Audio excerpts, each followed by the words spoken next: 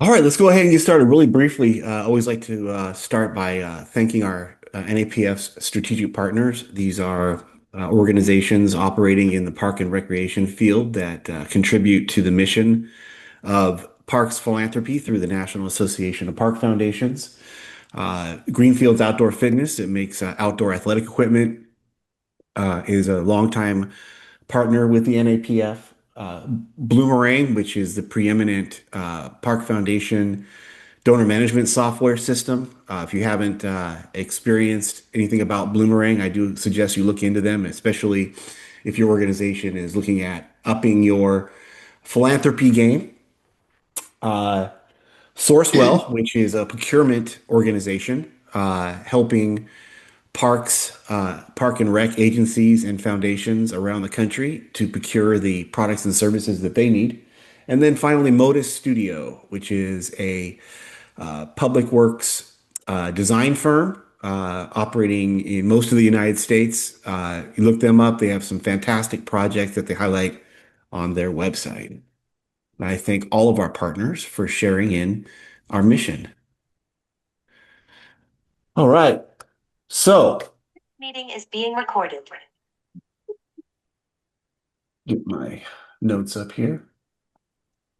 So, obviously, one of the main uh, parts of the NAPF's mission is to help you, the park foundations, and your partnered agencies raise lots of unrestricted funds. Unrestricted, obviously, meaning other than grants and other forms of fundraising that have strings attached to them. Now, that can be capital campaign projects to a certain degree, if you're raising for a specific project, but more things like membership programs, planned giving, a an annual fundraising plan, which could be a combination of your annual events, your mail giving pleas, advertising on websites, advertising in the parks, for donors to contribute to your missions. So today we wanted to get together with this is our first roundtable of the year, and we'll have several more on different topics throughout the year. So make sure you watch your email for that. But this particular topic is on raising money in parks, unrestricted funds. And I don't want to be the only one talking today. I have a slight cold, so it'd be really a great day for people to come with questions and ideas. This is for you folks, an opportunity for you folks to both share what's going right in your organizations, but also ask questions of other people here today to determine what's working for the other folks. But I thought I'd just go ahead and get us kicked off with a question.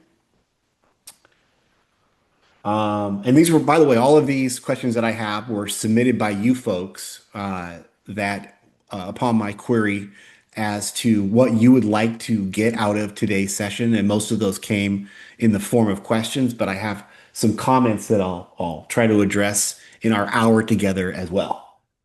How do park foundations clearly communicate their value to communities that already support parks through tax dollars? So that's that question, right? Why am I going to give money to the park? I already pay for that park through my taxes. Anyone have thoughts on that question? Anyone ever got that question themselves? Had to answer that. Please chime in.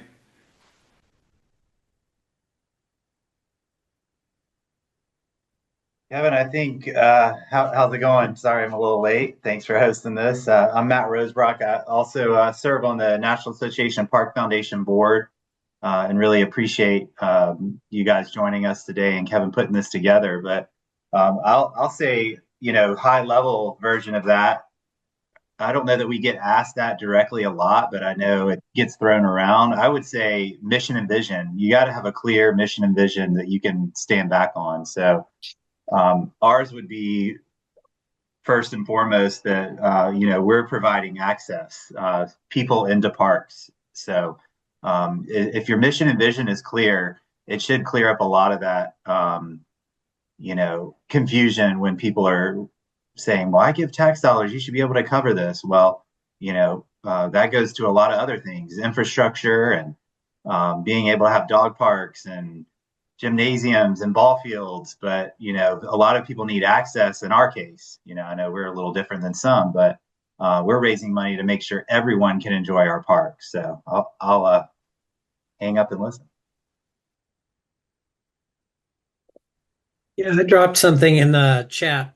When I came on board 5 years ago, this was in all of our planning documents, a real clear message concern of our board members at that time. I actually don't get this question frequently. I think it's just the way civic infrastructure and philanthropy works in St. Paul's and Minnesota, so we're blessed with that. But we do put out in various communications throughout the year and then in our FAQs that the average real estate, the taxes people complain about are real estate taxes. Otherwise, Minnesotans are always happy to be taxed more in other ways. But is that it averages out to $93 per taxpayer per year, whereas with all the other investment that goes into our parks from various public sources as well as private fundraising and the value of volunteer time, it's about a $300 per resident spend. So then that just puts that gap. So then sometimes it is in the form of an ask, right, for a first-time donor or a renewing donor. It's like, can you help towards this gap? So. Yeah, so if you can put the dollar amounts in terms that the average taxpayer can understand, it becomes very clear that the amount per year per resident that goes to Parks and Recreation is far short of the demand, right? Yeah, you do always have to pair it with that heart message too. Um, I mean, we're really heavily promoting the city's decision a couple of years ago that kicked off with first time federal funds about free youth sports registration, and now being, I think we were the one of the first cities in the country that did free swim and water safety lessons. Again, there's a lot of access to put out there, but we kind of always go back to those numbers for the head people. Who else has experience with this particular query? Well, Kevin, I think we do here in McKinney, since you know what I'm about to say. But uh, we've gotten, since you kind of excluded grants, we've existed for these almost 9 years with grants from the McKinney Community Development Corporation, and that's how we bought basically capital equipment because they gave us the money and we applied for the grant and got it. The other kind of donations, we can click on the website and donate. But we even had some volunteer at a park work day recently that said, I want to give you all money. So that's good. But it's got to be, the fundraising needs to be constant, like we do to our churches. I mean, I went to a fundraising thing with a guy who had raised millions for hospitals and all that kind of stuff. He said, how often do you ask for money? Just like churches, every week. So we have to have some kind of mechanism that using that mission and vision to get people to join. And I think this latest thing that Kevin's brought to the McKinney Parks. Oh, don't give that away yet. I'm going to talk about that in our next question. Okay, Yeah. I won't steal your thunder then. All right. So go ahead. One of the things that worked with membership levels, though, is that we got 2 years ago now started the East McKinney Learning Garden, working with the Parks Foundation and the McKinney Community Development Corporation, because they own this quarter acre at Tupp's Brewery in McKinney, and we have a growing garden that's providing food to the La Tiendita, the Community Garden Kitchen, and Hugs Cafe. And it's growing everything from cilantro to zucchini to Tomatoes, everything. So, it's an amazing what you can do in a quarter acre.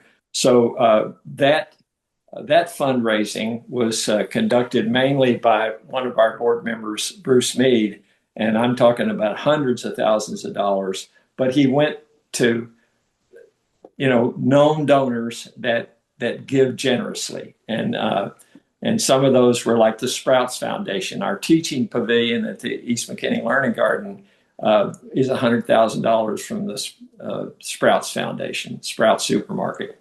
And then others are wealthy donors, like the art sponsor is a wealthy man in McKinney and we have beautiful art that I never even knew we were going to have that kind of borders and frames the garden. But so that's just a couple examples. Anyone else want to chime in? I guess we kind of started with more of the negative type questioning. Let me move on to the next question I have out here from you folks. What are the most overlooked opportunities for growing unrestricted fundraising revenue?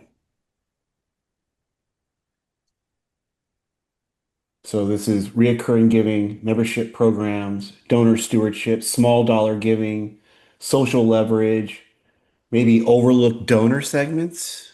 That's been a big topic lately and Greg kind of hit on that are you asking the right people? And are you asking the right people frequently enough? So creating opportunities for those folks that have the means starts with the ask, right? Anyone have any maybe stories about maybe opportunities missed or opportunities they would like to develop when it comes to raising unrestricted funds?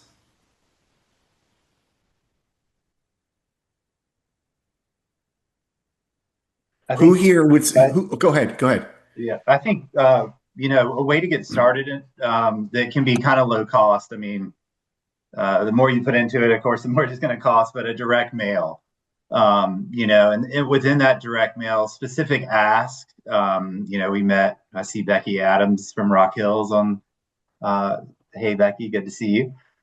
She and I and another colleague are meeting regularly and talking strategy as well. And we talked about the other day is like send a direct mail and ask for a reasonable amount. So we'll send out a direct mail once a year and ask for maybe a swim scholarship, which is only $50, or a summer camp scholarship, which would be $100. So what we would do is put in there really reasonable ask. We're not asking for 1,000, we're not asking for 10,000.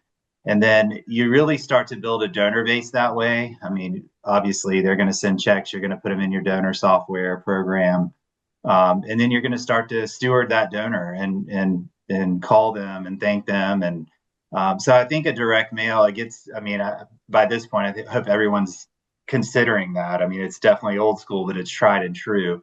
But it can help build a donor base. It can help build unrestricted giving, depending on how you ask for it. So, and you can really keep those levels low and really bring in new donors and steward them for future asks. I have a question about how do you ask for an unrestricted amount when you're attaching kind of a theme where it's like send a kid to summer camp or something like that. That's technically not unrestricted. Yeah. So how do you what is your magic word or sentence? Yeah, I mean that's good. And it just depends on, I guess, how you're set up internally. Like we're set up to where all that programming falls under support your county parks. So we definitely have like an environmental track, a cultural history track, and then the unrestricted for us is support your county park. So you can all that programming falls underneath that. So I guess it just really depends on.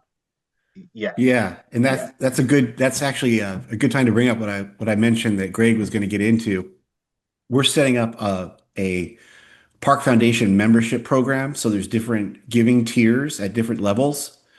And what we did is we worked with the park agency to determine, I think, 3 or 4 primary achievable projects that within a given period of time, the Park Foundation could raise money to build. This is things like shade structures, wayfinding, simple things like that, not large pool, not pool complexes or community buildings, but more some of the support that goes around those particular structures. And so we have those, which we're slowly building out the website to get ready to launch on this. And those are highlighted on the website, but those are just examples of projects we would be able to utilize the funds for all of the projects that the Park Foundation over the course of the years that go by would be able to invest in. So what we wanted to do was we wanted to maintain the unrestricted aspect, but the primary reason for suggesting these projects is so that people could see like an actual example of ways their money would be spent. And I think that goes to your question, Maritza, that having a number of different things, the swim lessons or the access to the aquatic complexes should be among examples of ways that the money would be invested without tying your hands to only spending a particular donor's donation on one particular project. That would be my suggestion, is to try to open that up. So you and that's, by the way, that's fully legal language. As long as folks know that these are examples of projects, but these funds are unrestricted, that is a fully legal way to raise unrestricted funds. I have a question. I have a question for Matt. Back to sending out letters. How do you decide who to send those letters to? Mm. Yeah, so I would say if you have a membership program, obviously, we're very fortunate because the way we're set up, we're underneath the umbrella of Charleston County Park and Recreation Commission. So I tap into all of their members. So that's 30,000 plus customers that are, have registered for a program or have an annual pass or you name it. So very fortunate that I have that base to kind of thank them for their support over the years. But hey, we hope you'll give back to our foundation to provide access. So if you don't have that access, I think you'd have to go traditional ways of working with a mail house to maybe garnish some addresses or something like that. But I feel like just working with your partner agency to say, hey, can we use some of your customers, and you have to be really tactful in your messaging, kind of like Marissa hit on. I mean, your language is important and how you ask and what you're asking for. But we can talk more if you have further questions, but that's how we do it. So Go ahead, Michael, with your question. Yeah, Kevin, you've mentioned that you're working on launching in McKinney a membership program. I'm actually with the Park Foundation that we just published our social media. We just published our website. We haven't formally launched to the community really until next month and on 4th of July. When we were first trying to figure out what our ask is, initially we assumed we were going to have memberships and membership levels. And when we dug into that, the word membership, at least in our conversations, seemed to infer that the customer was getting something for the membership, access to something, a discount to something, discounts to an event or a pool. Right? They have a membership to the pool. You have a membership to the museum to get free admission. We don't have facilities or events or programs that we're giving people a discount or access to.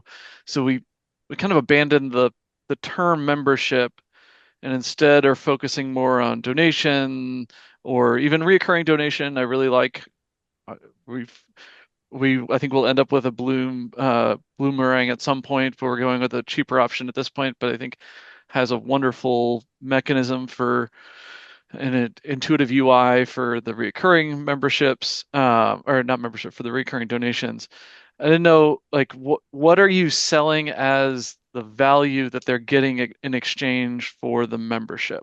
Yeah, good question. We have the benefit of again being so closely partnered with the McKinney Park agency that we did meet with them, and they're offering a host of different experiences and discounts Cool. depending on each of the membership levels. And really, you don't really need to overthink it. Is if you have some resources that you can do to buy a load of t-shirts or pens or pins or other small trinkets, even if you maintain what you're calling a, a donation program, to be able to offer some sort of identification to the donor or Yeah, as a like sign of a appreciation. decal or yeah, It yeah, doesn't really even have to be that much. I think yeah. people know intuitively that while we are calling this a membership program, and we plan to build benefits for it over time as it becomes more successful, that the main benefit of belonging to the membership program is to contribute to the mission of Parks and Recreation in the community. Yeah. Yeah, I think we have like a supporter program or something like that. Yeah, maybe we were unnecessarily caught up on the word membership um, in our conversations. That's a Yeah, good thought. Thank you. I have tried to look up the legal definition of membership, and there seems to be so many definitions that there really can't be one. Um, Yeah, I know we it never thought means it was a so many legal things. problem. Yeah, it was. Yeah, that makes sense. As long as you're not promising something people won't get, uh, however, whatever you're offering or nothing at all, as long as folks know that when they give that money and don't have an expectation of receiving something. Now that I think the only downside is that maybe there are donors out there that are looking for a t-shirt or an experience in the parks, and maybe that is the thing that would get their wallet open. But I hesitate to say that that would be the majority of donors. Most have disposable income that they're just waiting for someone to ask. And if they can go ahead and put their credit card information in there, and each year this certain amount, 200, 500, 1,000, whatever it is, comes out of their account and they don't even have to mess with it anymore, that's an automatic win. And I think I would probably say the fact that we allow a reoccurring and encourage reoccurring is probably what makes it a membership program versus a one-off donation. Thank you. Maritza, I see your hand is raised. Yeah, so I have another question on the mailers. Does anyone use or have experience using some of the online mailer services where it just mails to everyone in a zip code or within like a range? Because I've kind of looked into that just briefly, but if someone has experience with that, I'd really like to know who they are using. Well, I haven't done it in Parks and Recreation, but over 20 years in the trade association space, I have been involved in or personally purchased lists that are with relevant data to the industry that I was working in at the time. And I got to say, the return on investment is relatively low. I think that ROI is probably established over a much longer period of time. So I would suggest that if you don't already have a pretty successful contact database, you're not going to see, you don't, the expectation of purchasing a list. You need to come to that situation with a very low level of expectation. Over time, they produce, but they're not the magic of because these are folks that, let's be honest, we're all receiving unsolicited emails and postcards and whatnot in the mail. We don't know how we got on any of these lists, and I think that that's what you're going to be. I mean, that's part of what you're participating in when you're buying these lists. Is that a lot of these folks had no idea they were on our list, so it can be somewhat, I think, controversial. Um, and I would say that there's probably an even higher level of sensitivity when it comes to nonprofits versus my background is in trade associations. So we're mailing to businesses, and businesses know that they're on every list. Whereas that might be a small level of sensitivity. I remember just an email campaign that we went out and did on a new database, a new database that we bought, and one of the contacts on there was a plant, and they planted themselves in this particular scenario so that they could try out our opt-out option. And if it didn't opt them out, which by the way, they got another email before the opt-out went through. We changed that process. And they threatened to report us to the Federal Communications Commission for not living up to the requirement that we have an opt-out. Now, we had language in there that said it could be 24 to 48 hours before the opt-out is in. So I'm a little careful with that process, but I think that if you're already developing donors, looking into and interviewing companies that sell these lists, it's definitely an activity worth your time. Thank you. Other thoughts on this? Yes. On the mailing side of it, instead of when you're buying those types of mail lists and everything, there's a limit to how long they're valid and how long they're going to work. But so I'm working on developing our nonprofit right now, but our municipality buys the direct mailing routes through the U.S. Post Office. So we have a geographic area that we want to mail to. For instance, our newsletter, we buy the mailing route. So it's a direct mailing. So it goes to every household automatically. And we can then, it's then tailored to each time we send it out, and it's adjusted accordingly. So if a house goes vacant and it's no longer receiving mail, it's taken off the list. If new development comes in, they're added to the list.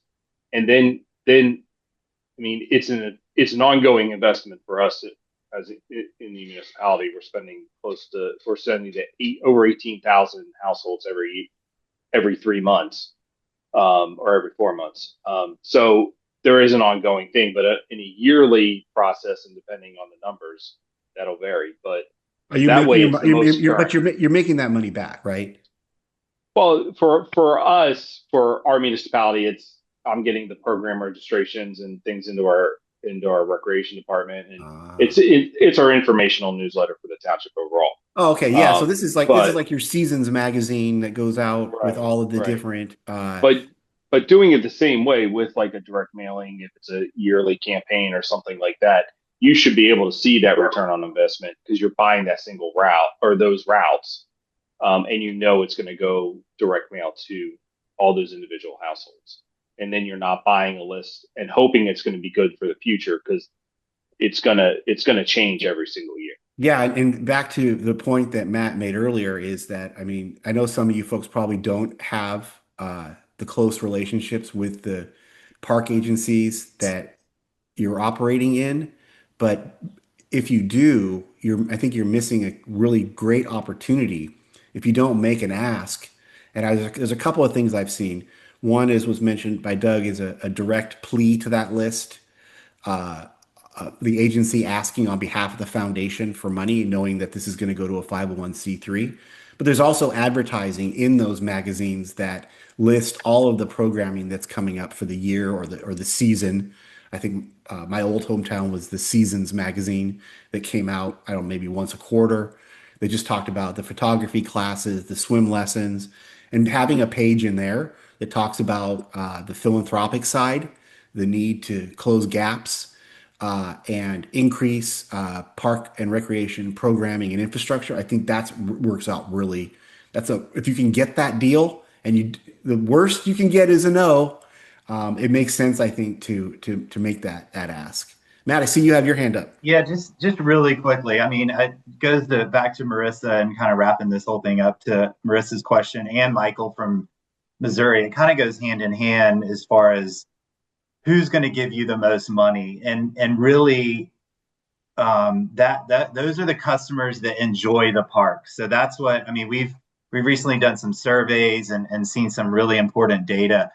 But we're very fortunate to be able to mail that to 30,000 park visitors, and maybe you don't have that luxury, and maybe if you went to the park agency, they're not going to give you the list. I don't know. Hopefully, that's where you can start. But ask if you can go to an event, set a booth up, do an on-site survey, capture as much information as you can. And it takes a long time to build a donor list, but the people that give you money, ultimately, the majority of them are the park users that enjoy the programs, enjoy the facilities, and just do everything you can to cultivate them, call them. But segueing into Michael, like, what do you call those folks? I think they don't care. I think they're donors, they're supporters.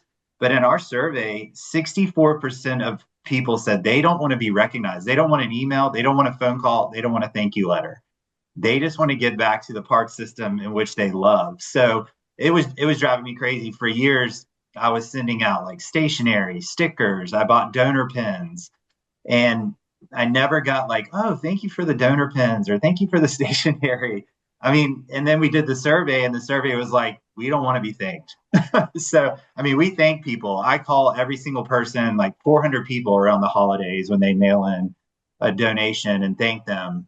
And I don't care if they want to hear it or not, but it's a good way. And a lot of people, I had 5 people this year say, thanks. I was just looking forward to your phone call. So it takes a long time to build a donor list, but I guarantee you that the people that are actually going to give you money are the park users. So that's kind of, and it's going to take a minute, but hopefully you can have a great relationship with your agency. So Yeah, and I'll tell you what.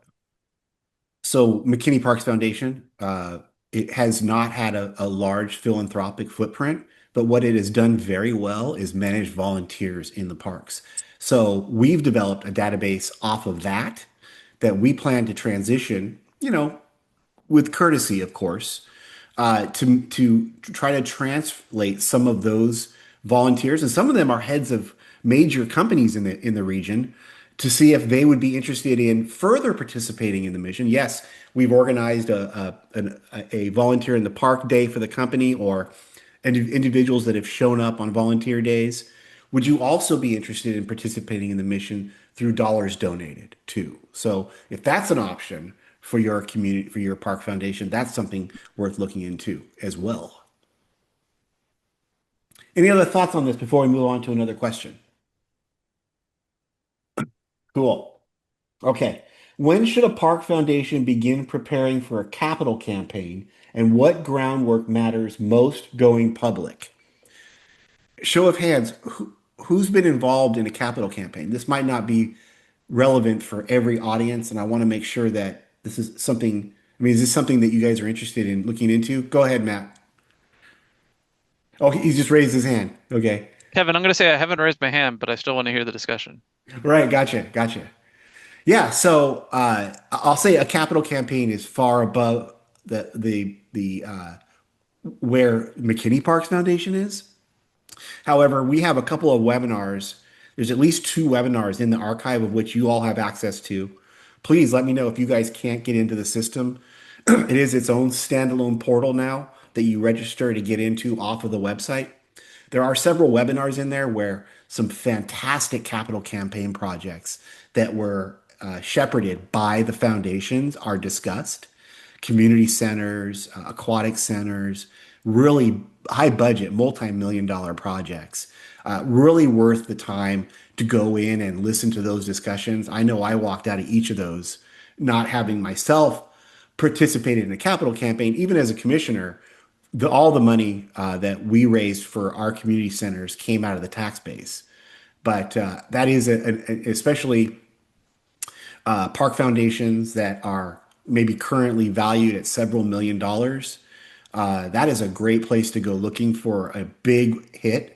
Not only does the capital campaign contribute to building these projects and this infrastructure, but it also highlights the existence of the foundation. And man, who knows? I mean, you can call anything a capital campaign.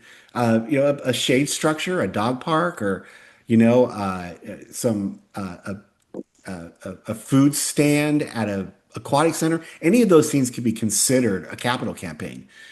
There's no dollar amount invested that suggests that it is, that whether or not it can be called that. And I think, again, we do lump capital campaigns in with annual fundraising only because they have very similar requirements.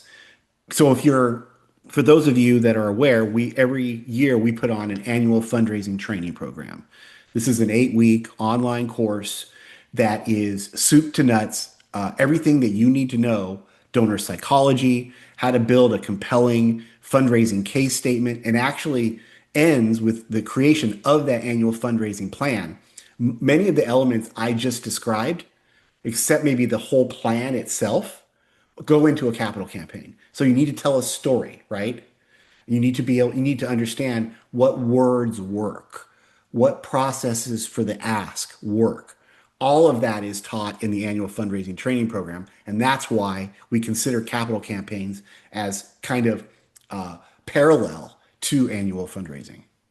By the way, we still have seats in that program if there's anyone who's interested in getting involved in that. Under the resources tab, online education, you'll find the annual fundraising training program. That starts mid-July, so we'll be wrapping up registrations for that soon. Anyone else have thoughts on capital campaigns?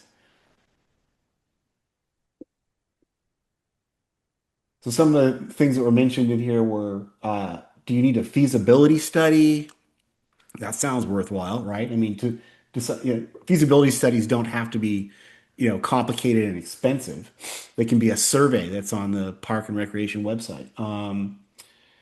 Donor cultivation, obviously, again, going back to annual fundraising, we want to cultivate donors over time. So if Mr. Jackson is giving, $2,000 every year and has been in for a very long time, when we're going to have a multi-million-dollar project, guess who's going to get a tap on the shoulder and an opportunity to maybe up the ante for a particular project, especially if we, through our donor software, know that that community where Mr. Jackson lives is going to directly benefit from that project. So board readiness, a capital campaign does mean we need our ducks in a row. That's of course assumed. Conceptual designs. Yeah, so in many cases, these capital campaigns are a partnership between the agency and the foundation. So the agency already has some responsibility when it comes to marketing materials. They got to sell this to the Parks Commission. They got to sell this to City Council. They got to sell this to the city manager. They got to sell this to the city attorney. So they're all. I think that's part and parcel of a capital campaign is that renderings, artistic renderings, and descriptive language is all part of the process. Staffing, campaign council, and organizational capacity. Again, these are big foundation level stuff. Not everyone may be at that, but this is important information to know. And again, I do suggest that you go take a look at some of that content that we have online. But we'll move on to another question. All right, here's a great one. I get this question all the time. How can park foundations motivate boards and volunteers to embrace fundraising without creating burnout or discomfort? So, who has experience on their park foundation with where you have some folks on there that have been highly motivated and have actually brought in some dollars? Greg, I would say Bruce is. Oh yeah. Yeah, yeah. Bruce Mead is the poster child for fundraising. We wouldn't have an East McKinney Learning Garden if he hadn't have tapped his resources through his network and found others. And if you ask, they will give. I mean, and having that list and having that network through his prior occupation and being on the Parks Board and being on our Parks Foundation, like I say, all the things we built and grew happened because we had resources, and then it just exploded. The art donor made it not just a garden; it made it an event space. Anyone else have thoughts on this? Yeah, I think it's what I've learned over the years. I mean, when you're first starting out, certainly you're just trying to get board members. But I think selecting a board member takes time and really careful, being very careful of who you select. So, with first You might just want somebody on your board so you have a board, and that may be okay. So term limits are really good, but you need, of course, you need some high wealth people with big networks. That's a must. You need people with skills, so that's a must. So hopefully you can fill that in. But the really engaged board members that I'm finding are, again, your fans, your volunteers, people that have grown up in your community, know your park agency, like what you're doing. And I think that's how you keep them engaged, is you say, hey, look what we're doing in the community. Would you like to be a part of it? And, the board, my board right now is functioning at a high level. They're all very engaged. We have an engagement tool. We provide incentives, very little incentives, but it's really just showing them the impact that you're making. But it starts with, what I would suggest is don't just, certainly have an application for them to fill out, but have a period of time in which they come to events or kind of see what you're doing, interact with them before you agree to get them on your board to see, do they have the passion, the wherewithal to perhaps raise money? Do they have a skill? But you know, it's tough. I think you just got to find the right board members. So So Doug had asked, what would you consider a term limit for board members? I think 3 2-year terms, 2 3-year terms, 1 year off, and then they can rejoin again type situation. You don't want to cut that relationship off. I think that's probably what I see a lot.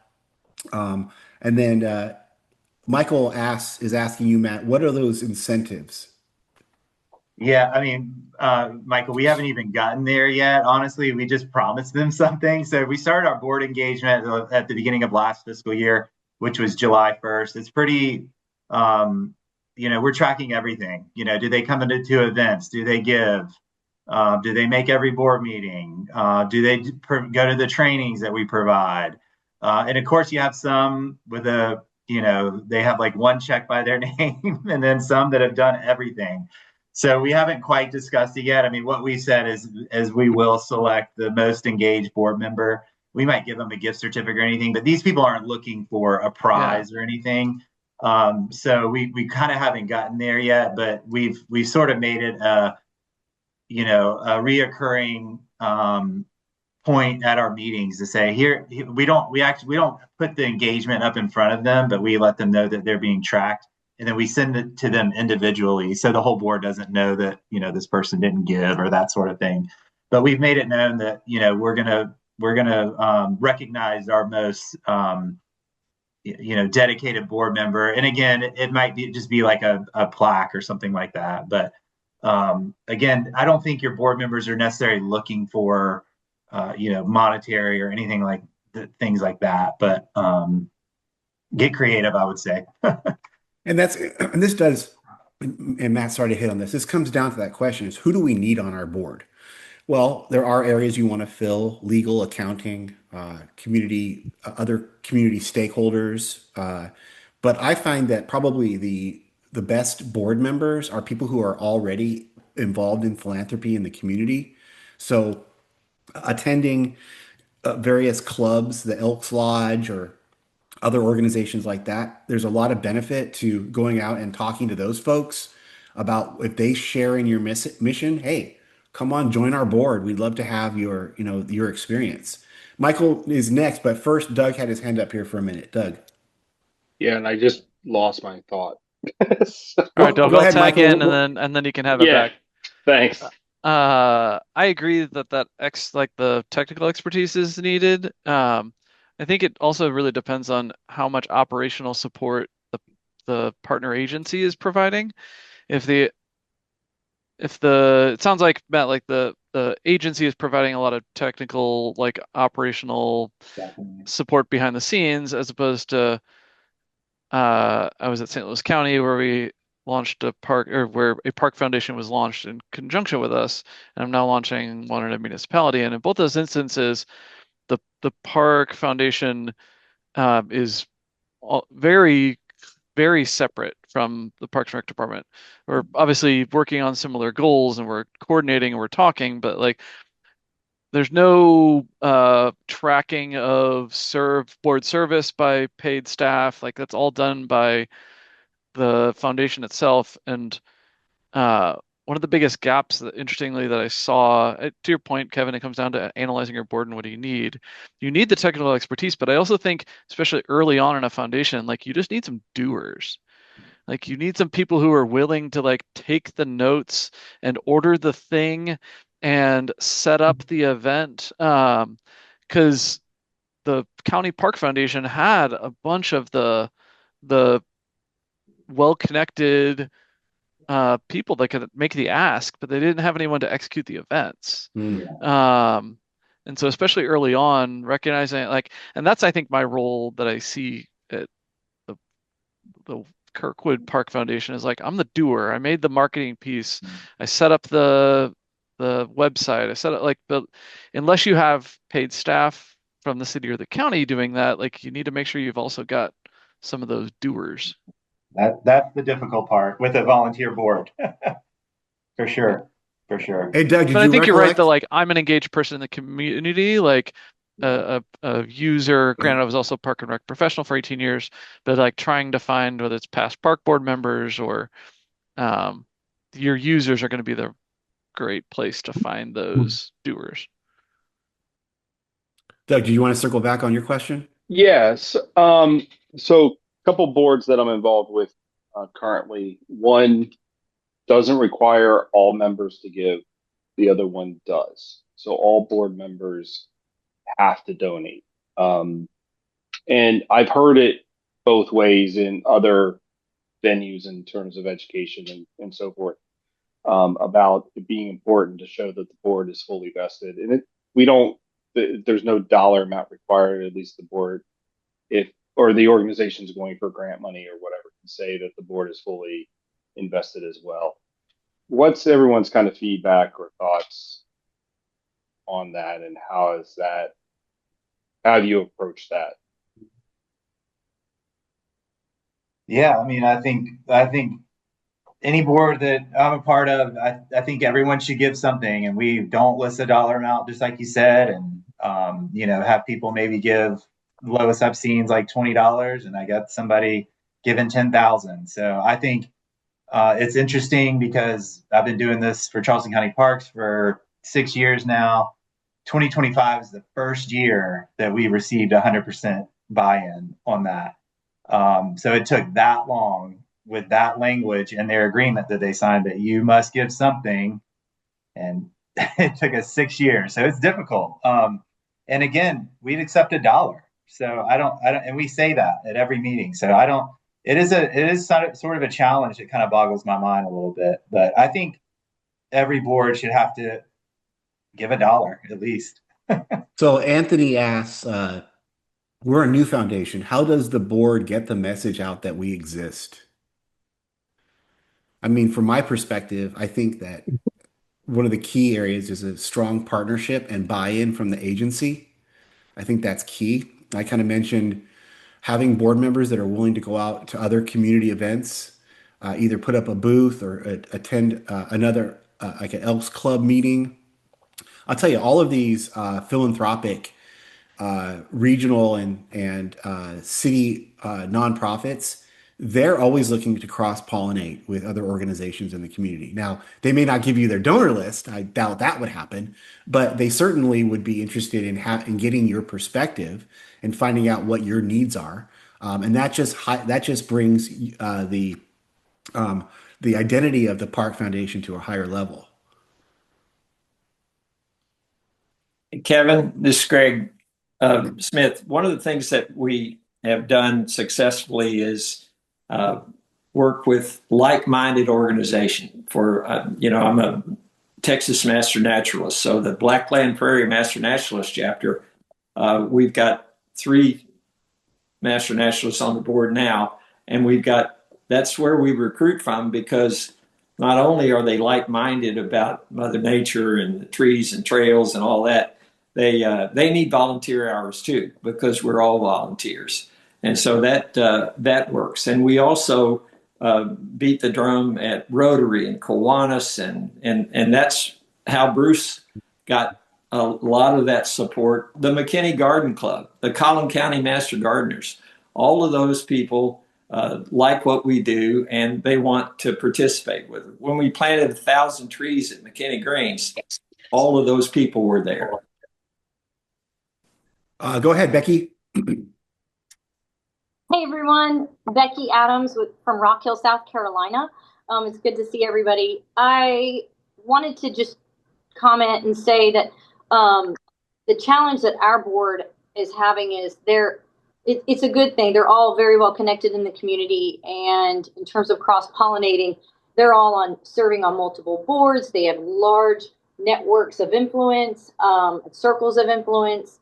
But oftentimes they are making asks in the community that to people who they don't want to go back to naturally, of course. So I'm seeing a challenge of they're making asks in the community for other organizations, other nonprofit boards they're sitting on, being that our foundation is obviously tied to our Parks, Recreation, and Tourism Department and the city, and that misperception that we have the city money and we're okay, nothing's urgent. They don't have that sense of urgency to raise money. We fall a lot lower down on the list of priority. And, Michael brought up another good comment on this topic in the chat here with regard to getting some of the movers and shakers that are on your board to host events. I know that the Hayward Area Recreation District Foundation has been very successful, that each of their board members is required to host an event, and it doesn't have to be something huge. It could be, it could be just partnering with a local eatery or establishment to provide a portion of the check for each person who shows up and mentions the Park Foundation would go to the foundation. Some of the ones with grand properties have held large soirees. So that's another opportunity both to gain additional exposure in the community and raise money. Yeah, And Becky, just to circle back to you, because that's definitely, you and I have talked about that. It's definitely an issue I feel like with our agency, is because our agency is so affluent. I think sometimes people look at, food and housing and those kind of nonprofits are obviously, I hate to say it, but more important than park and recreation in a way. So it's difficult. You have to find your niche, how do you get your message across to say, hey, Parks and Recreation is a vital service to everyone in America. You got to get outside. You have to recreate. So please donate. So I think the messaging is important to say that, yeah, we are, and it circles back to the first question of why give to us?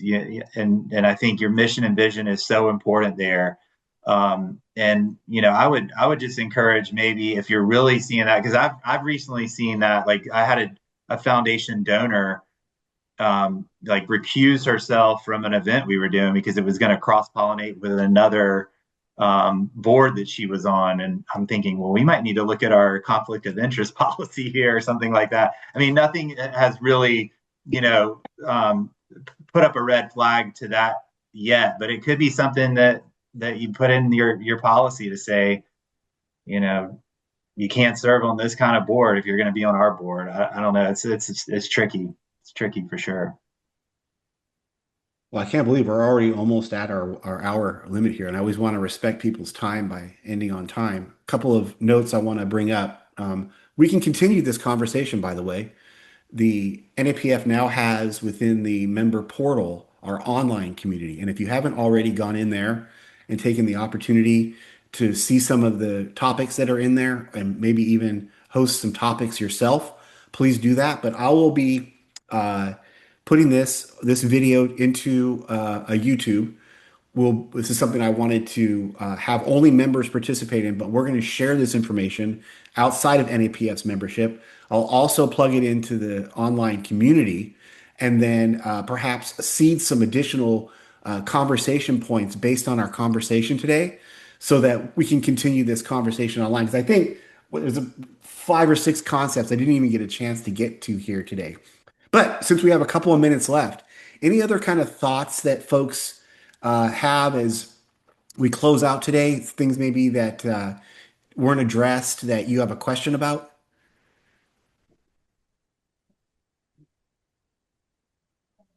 So I think the next uh, Park Foundation roundtable that I'm going to schedule, I don't have a date yet, but I'll always schedule it with at least 30 days notice. I think is going to be on building your board and board governance. It's a topic we get quite a bit.